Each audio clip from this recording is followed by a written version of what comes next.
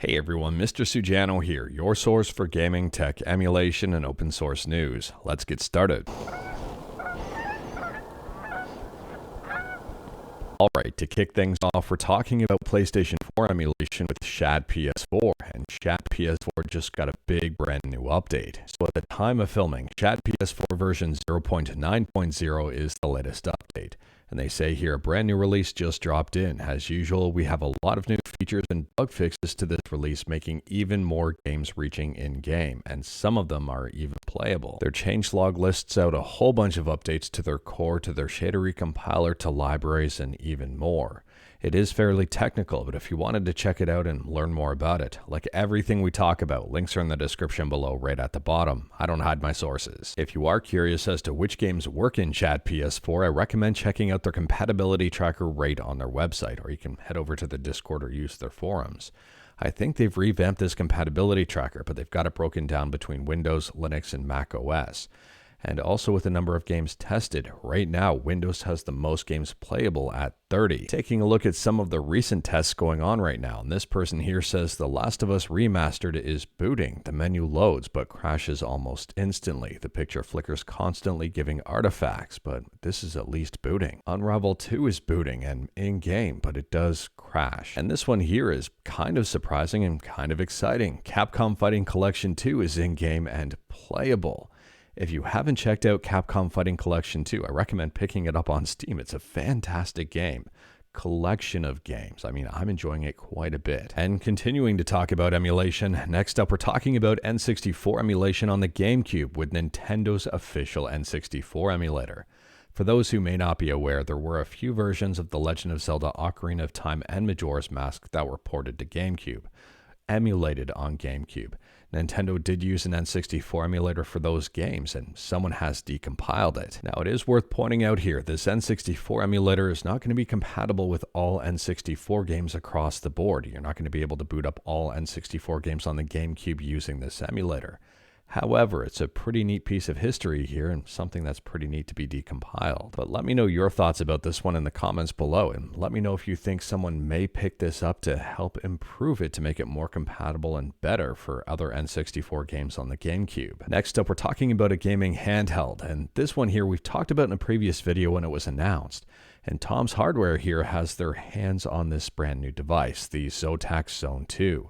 This one I find super interesting for a number of reasons, one of those being the fact that it comes with Manjaro Linux. The main processor powering this one is AMD's Ryzen HX 370, which is a bit of an upgrade over the previous unit's 8840U. Additionally here, the screen on this one is running at 1080p. It's an AMOLED at 120 Hz.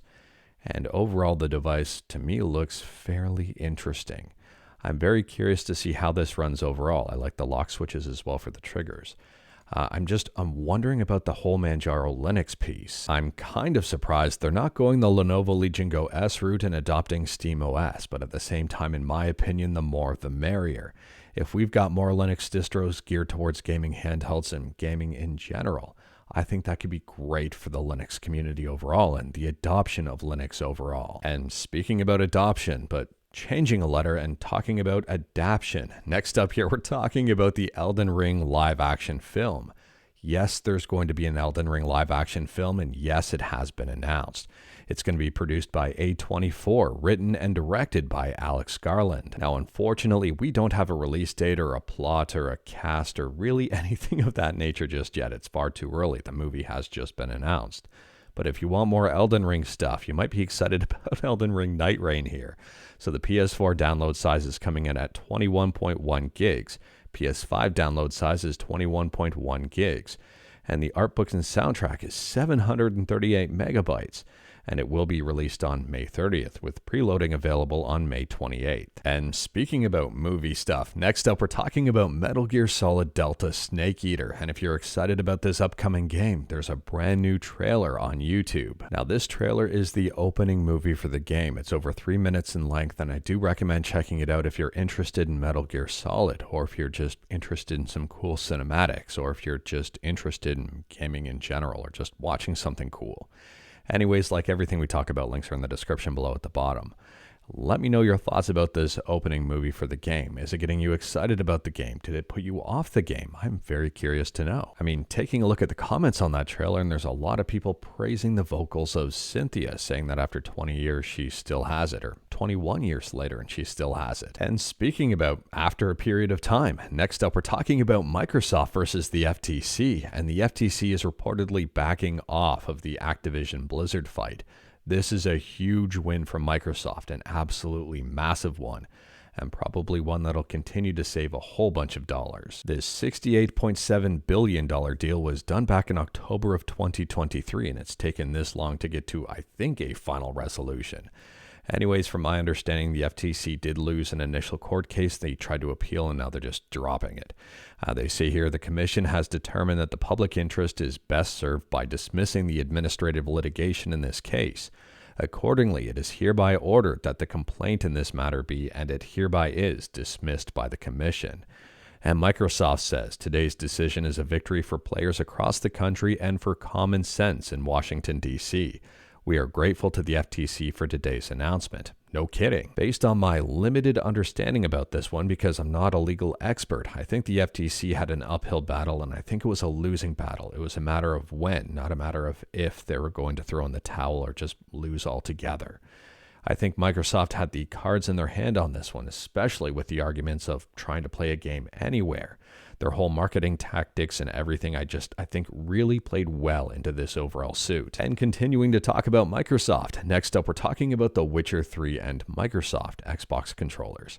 So Xbox has collaborated with The Witcher here and released a couple of limited edition controllers, 10th anniversary special edition controllers to be specific. The standard controller is around $80, $79.99 if you wanted to be specific, and the Elite controller is a little bit more expensive, coming in at $170. Taking a look at the comments, and this person says, I need one in steel and one in silver.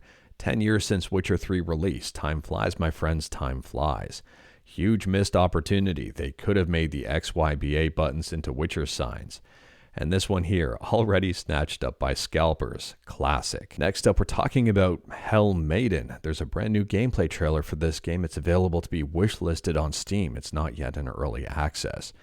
And this one seems to be a deck-building survival game. Some people are saying it's a cross between something like Hades and Vampire Survivors. Unfortunately, I've got no release date, I've got no price or anything of that nature just yet. I don't know if this is going to be microtransactions or just a one-time fee or exactly what's going on here. But it does seem that a lot of people are excited about this one. I've received a number of pings about this one. And speaking about stuff on Steam, next up we're talking about SteamOS and a massive release. Now we've talked about this in previous videos when it was in beta, and now it's live. SteamOS version 3.7.8 Go Country has just dropped. If you've got a Steam Deck, this may be something you want to update to. Unfortunately, I can't guarantee it's going to be a bug-free experience, but this is a stable build. It's out of beta. And they say here they've updated to a newer Arch Linux base. They've updated the Linux kernel to 6.11, which will enable more hardware compatibility. They've updated Mesa. The desktop mode now ships with Plasma 6.2.5. These are all amazing updates, especially if you use the Steam Deck in desktop mode. On top of that, if you plug in your Steam Deck quite a bit, for example, if it's docked most of the time or just charging most of the time, there's a setting here you may want to enable. And that is setting the maximum charge limit for the Steam Deck to 80%. They say here limiting the charge limit to 80% can be beneficial for long-term battery health. This can be useful if your Steam Deck is constantly being charged or very rarely has its battery depleted. Additionally here, because yes, there's a lot more, they've added support for the Lenovo Legion Go S, official support, and they've improved support for other AMD-powered handhelds like the ROG Ally and original Legion Go. And there's even more stuff here. This is a real big update for SteamOS. But anyways, that is all I've got for you in this one. Straight to the point, all stuff and no fluff. We talked about a bunch today. Feel free to discuss anything we talked about in the comments below. If you like this video, leave a like. If you didn't like this video, leave a like. Hit that subscribe button, check out my other videos. Don't tempt fate, save your state.